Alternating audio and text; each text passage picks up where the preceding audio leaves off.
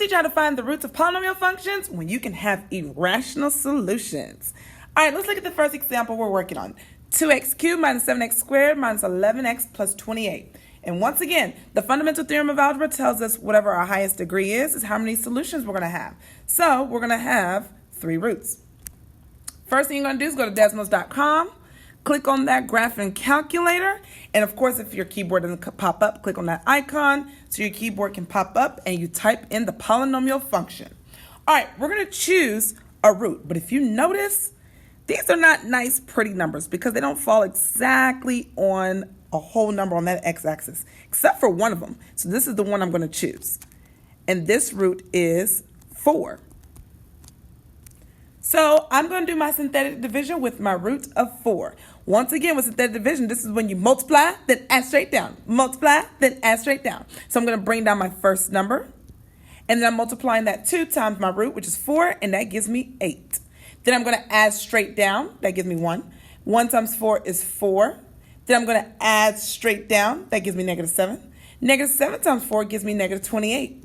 Add straight down, and that gives me 0. So now I have my A, B, and C to do my quadratic formula.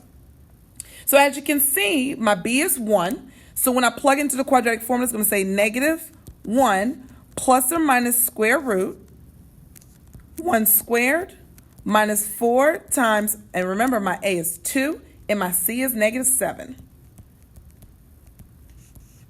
All over 2 times whatever my A is, which is 2. And when you're typing in everything that's under the square root, when you type that in the calculator, you will get positive 57. So we'll leave positive 57 under that square root. And then I'll bring down my plus or minus sign. And of course, that will now be a negative 1. And then 2 times 2 is 4.